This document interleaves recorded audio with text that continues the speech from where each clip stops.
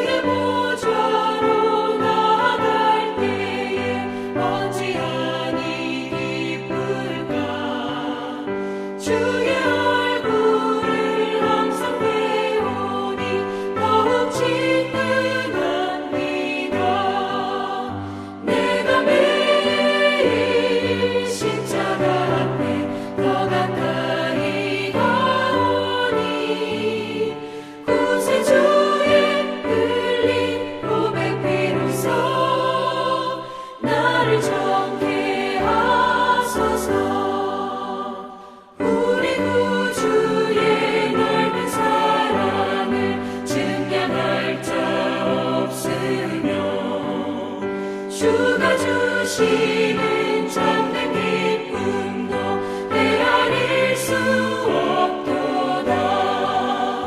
내가 매일 십자가 앞에 더 가까이 가오니 구세주의 흘린 고백 비로소 나를 정케 하소서.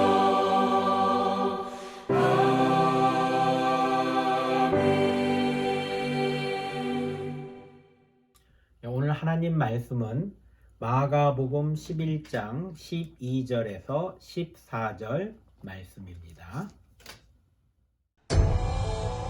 이튿날 그들이 베다니에서 나왔을 때 예수께서 시장하신지라.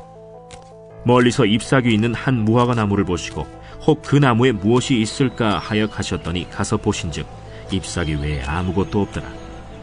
이는 무화과의 때가 아님이라. 예수께서 나무에게 말씀하여 이르시되 이제부터 영원토록 사람이 내게서 열매를 따먹지 못하리라 하시니 제자들이 이를 듣더라.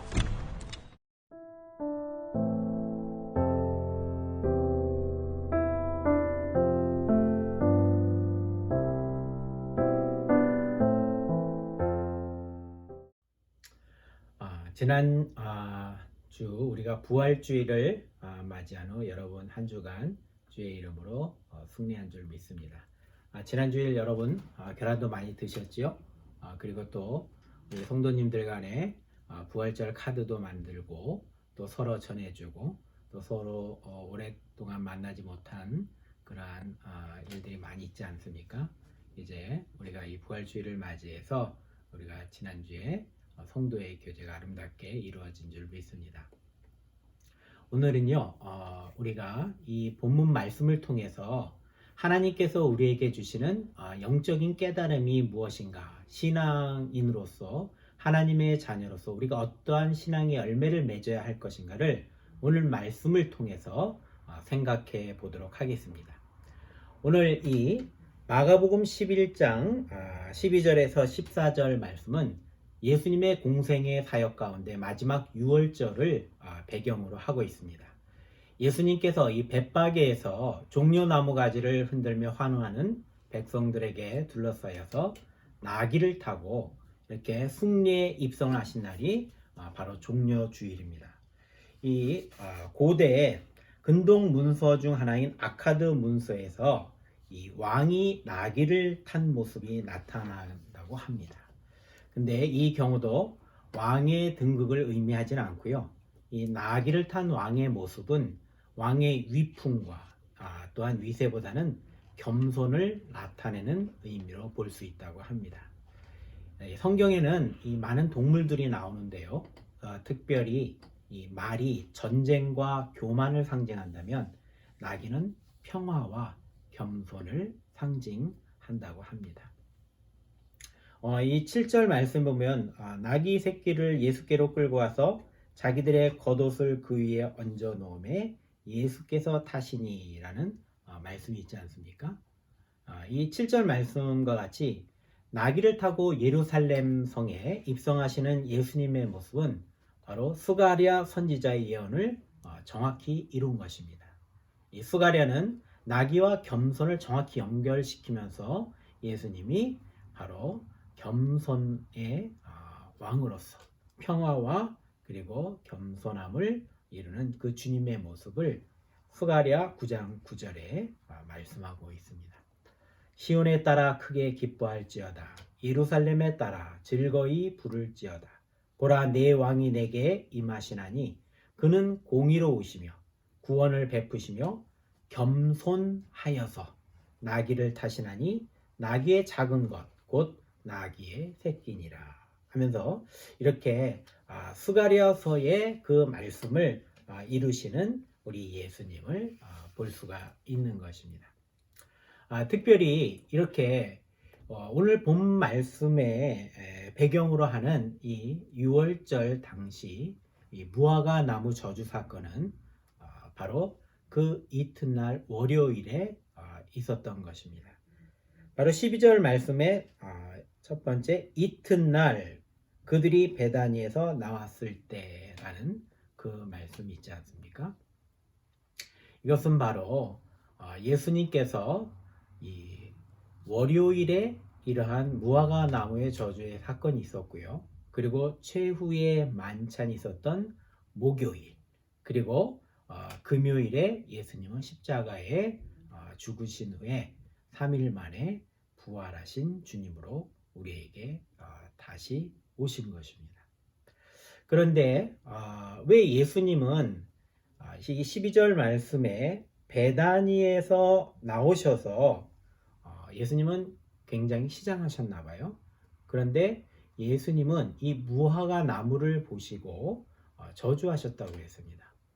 예수님이 왜 무화과 나무를 저주하셨을까 이렇게 우리가 물어보면 여전히 우리는 대답할 수 있는 답이 열매를 맺지 못해서 그런 거 아니겠습니까? 하고 이렇게 얘기하지 않습니까? 그런데 이 무화과 저주 사건은요, 예수님의 공생의 사역 중 최고의 스캔들이 된 사건입니다. 먼저 우리가 이 11절에 나오는 이 베단이라고 하는 그 지역을, 그 의미를 살펴볼 필요가 있는데요. 이 베단이라는 뜻은요, 집을 뜻하는 메이트와 그리고 무화과를 뜻하는 테나라고 하는 말이 합쳐진 것입니다. 그래서 이 베다니가 되었던 것입니다. 그래서 이 무화과 동네라는 얘기입니다. 그래서 베다니라는 뜻은 무화과 동네다라고 보시면 됩니다. 특별히 우리가 이 캐나다 이 서리 그 랭리 지역에 보면 여러 지명이 나오는데요. 특별히 이 월럿 그로브라고 하는 것을 보면 호두나무 거리라는 것처럼 이렇게 이 베이트 테나라고 하는 뜻으로 합쳐진 베다니는 바로 무화과 동네라는 것입니다. 그런데 예수님께서는 분명 모든 것이 때가 있고 그리고 모든 식물은 꽃이 필 때가 있고 열매를 맺을 때가 있는데 꽃이 필 때 바로 성급하게 열매를 맺는 것은 이 자연의 이치에 어긋나는 것 아닙니까? 그래서 이 농사를 준비하는 농부들과 그리고 또한 우리가 작은 텃밭을 마련해서 씨를 뿌리고 그 결실을 이룰 때까지는 우리가 인내하며 기다리는 것이 자연의 순리이지 않습니까? 그런데 때가 되지 않아 열매를 맺지 못하는 무화과 나무를 왜 예수님께서 이렇게 저주하셨는지 우리를 참으로 당황하게 만드는 사건이 바로 이 무화과 나무 저주의 사건입니다. 예수님께서 왜 이 무화과 나무를 저주하셨는지 이 당시에 성경의 배경이 되는 기후를 알면 우리가 좀 더 이 말씀을 이해할 수가 있습니다. 예수님 당시에 그 배경이 되는 그 기후를 보면 지금 이스라엘이죠. 그 이스라엘은 지중해와 접한 중동 지방인 이스라엘에 아주 독특한 기후가 있는데요. 이 무화과 나무는 6월절이 있는 4월부터 10월까지 모두 5번 열매를 맺는다고 합니다. 그래서 이스라엘의 기후는 4월부터 10월까지 이어지는 건기, 즉 여름과요. 그리고 그 나머지 기간에 해당하는 우기, 즉 겨울로 이렇게 나누어집니다. 이 캐나다에도 보면 겨울에 우기가 이제 즉 비가 많이 오지 않습니까? 그래서 이스라엘에도 이렇게 건기인 여름과 그리고 우기인 겨울로 나누어진다고 합니다. 그런데 이 겨울을 보내는 이 무화과 나무는 그 6월절이 다가오는 4월까지는 잎이 피지 못하고 메마른 나뭇가지가 되어 있다가 이 6월절이 시작하는 4월부터 조그만 잎사귀와 함께 첫 열매인 무화과를 맺고요. 그 첫 열매인 무화과가 떨어지는 순간부터 긴 여름 동안 무화과 열매를 5차례 맺는다고 합니다. 그런데 이 첫 열매인 무화과 이후에 열리는 무화과를 우리는 히브리어 단어의 의미를 찾아보면요. 바로 이 무화과 나무 저주의 사건을 우리가 이해할 수 있는 아주 핵심적인 그 진리와 비밀의 키가 열리는 것입니다. 이 성경은 오늘 말씀에 무화과 나무 저주 사건에서 12절에 보면 이튿날이라고 하는 시간적 배경을 말하고 있습니다. 이는 예수님께서 이 벳바게에서 나귀를 타고 예루살렘에 입성하시고 11절에 성전을 깨끗게 하신 사건이 있던 다음 날을 가리킵니다. 그 다음 날에 즉 이제 6월절이 시작하는 4월의 시기라고 보면 되는 것입니다. 이때 첫 열매인 무화과는요 히브리어로 파게라고 이렇게 이야기합니다.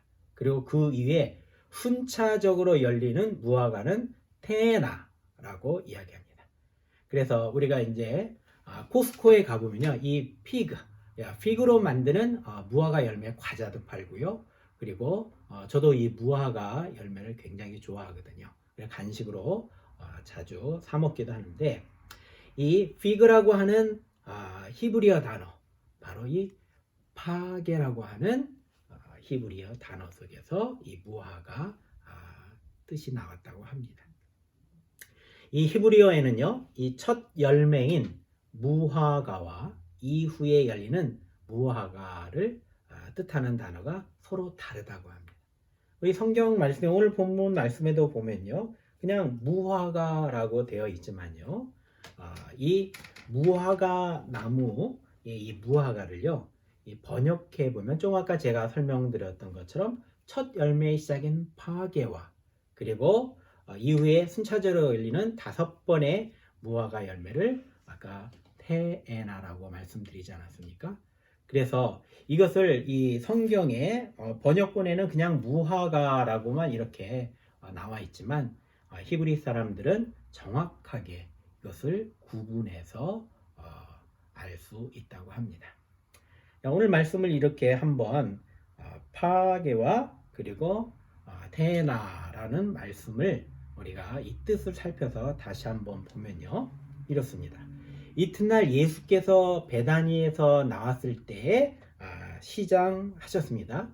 그래서 멀리서 잎사귀 있는 무화과 나무를 보시고 그 나무에 열매가 있을까, 즉 무엇이 있을까를 이것을 바로 우리는 파게라고 볼 수 있는 것입니다. 그래서요, 이 예수께서 이 파게를 찾은 것은 6월절쯤인 그 본격적인 무화과, 즉 맛있는 테나의 시기는 아니었던 것입니다. 그래서 이 6월절을 시작하는 이 4월에 잎사귀와 동시에 이 맺어야 할 파게, 그 무화과를 맺지 못한 그 무화과 나무를 보시고 잎만 무성한 그 무화과 나무를 예수님은 저주하신 것입니다. 이처럼 우리가 어떠한 기대와 그리고 소망이 있을 때 그것을 이루지 못하면 참 안타깝지 않습니까? 이 캐나다에도 벌써 4월이지만 아직까지 춥고 밤과 새벽 날씨가 굉장히 다르지 않습니까? 이때쯤이면 작년에 보면 벌써 벚꽃이 피고 또 만발하게 저희가 살고 있는 이 동네 주변에도 벚꽃이 굉장히 많은데 아직까지도 벚꽃이 피지 않았어요. 이런 걸 보면 작년 이맘때쯤에 이렇게 아름답게 벚꽃이 피고 사진도 찍고 했던 그 때를 기억해 보면 참 안타깝고 그때 너무 예뻤는데 하는 것을 이렇게 제 자신이 이렇게 돌이켜 보기도 합니다. 근데 예수님도 이 반드시 그 당시에 피어야 할 이 무화과, 파게, 첫 열매를 맺지 못하는 이 무화과 나무를 보시고 분명히 문제가 있구나 하고 예수님은 알고 계셨던 것이죠. 6월절인데도 이 파게를 맺지 못하고 잎만 무성한 이 나무는 아무리 긴 여름을 기다려도 결국 열매를 맺지 못한 것을 예수님은 말씀하고 계신 것입니다. 그렇다면 오늘 우리도 우리의 삶 가운데요, 신앙의 연수를 자랑하고 내가 바로 오랜 신앙생활을 했다 하는 것이 우리의 자랑이 되어서는 안 될 것 같습니다. 우리가 분명 부활의 주님을 만나고 또 우리의 삶 가운데 어려움이 오면은 이 부활의 주님이 어디 가셨는지 알 수도 없을 만큼 정말 우리 자신이 주님 안에 살고 있는지 한번 우리는 생각해 보아야 할 것 같습니다. 저도 신앙의 연수로 따지면 한 40년 됐지요. 고등학교 때 미션 스쿨을 다녔는데요. 그때 당시에 매주 수요일마다 학생 채플이 있었어요. 그래서 그때 예배를 드리고 그 당시에는 목사님 무슨 말씀을 하시는지 몰랐지만 그때 그 목사님께서 열정적으로 찬양하시는 그 모습은 지금도 굉장히 제 마음속에 이렇게 담겨져 있습니다. 예수님도 분명 그러실 것 같아요. 열매를 맺지 못한 무화과 나무를 보시고 제자들에게 이 무화과 나무 사건을 통해서 오늘 제자들에게 무엇을 말씀하고 계셨을까요? 아무리 우리가 주일학교부터 신앙생활을 시작했어도 오늘 지금 나의 모습이 그러한 신앙의 열매가 없는 나약한 그런 가지의 모습은 지금 갖고 있지 않는지, 우리가 환경 속에서 어려움이 오고 그리고 실망감이 왔을 때 이렇게 무화과 나무의 열매를 맺지 못하는 우리의 모습은 없는지 우리 한번 돌이켜 보아야 할 것 같습니다.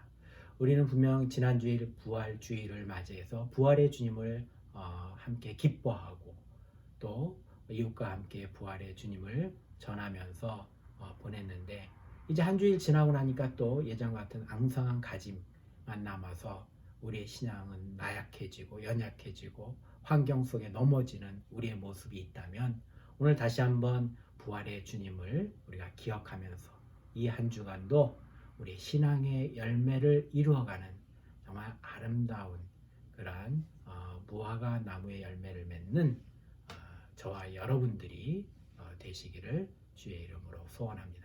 여러분 힘드십니까? 주님의 이름으로, 부활의 주님으로 여러분을 축복합니다. 이 한 주간도 승리하시고 또 주 안에서 열심히 살아가시고 말씀 가운데 승리하시는 저와 여러분이 되기를 주님의 이름으로 축원합니다. 기도하겠습니다. 하나님 아버지, 은혜를 감사합니다. 오늘도 주님 안에서 우리의 삶 가운데 부활의 주님을 만나기를 원합니다. 우리가 주님을 안다고 하면서 삶 가운데 넘어지고 좌절하고 또 나약해진 우리의 신앙의 모습이 있습니까? 주여, 우리를 붙잡아 주시고 말씀으로 세워줘 주시옵소서. 오늘 우리의 삶 가운데 정말로 주님을 만나고 부활의 주님을 안다면 이제 우리의 삶이 어떠할지라도 우리 주님의 말씀 가운데 승리하고 또 부활의 주님을 전하는 아름다운 성도의 삶을 이룰 수 있도록 인도하여 주시옵소서. 모든 것 감사드리며 예수님의 이름으로 기도하옵나이다. 아멘. 찬송가 191장 내가 매일 기쁘게, 우리 함께 찬양하겠습니다.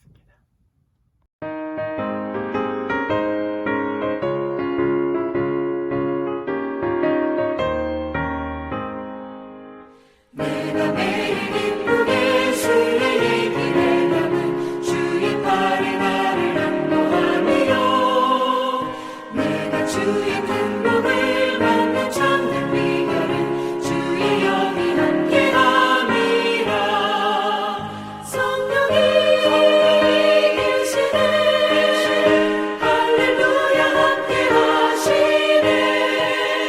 좁은 길을 걸으며 기뻐하는 것 주의 영이 함께함이라. 저는 죄에 빠져서 평안함이 없을 때 예수 십자가의 공로 힘입어 그 발 아래 엎드려 참된 평화 얻음은 주의 영이 함께함이라. 성령이 계시네, 할렐루야 함께하시네. 좁은 길을 걸으며 걷는 기뻐하는 것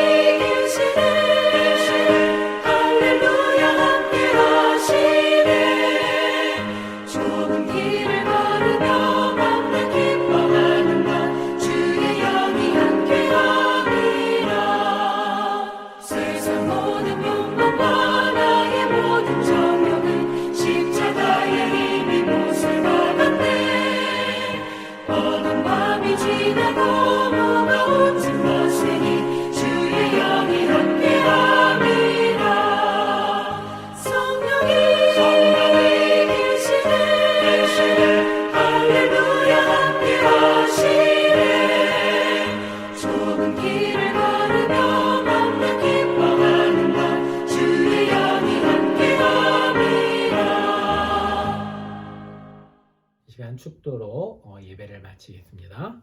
이제는 우리 주 예수 그리스도의 은혜와 하나님의 사랑과 성령님의 교통하고 내주하심이 부활의 주님을 만나고 이 땅에서 승리하기를 원하는 우리 모든 열방교회 성도들을 위해 그리고 교회 위에 지금부터 영원히 함께 하시기를 간절히 축원하옵나이다. 아멘.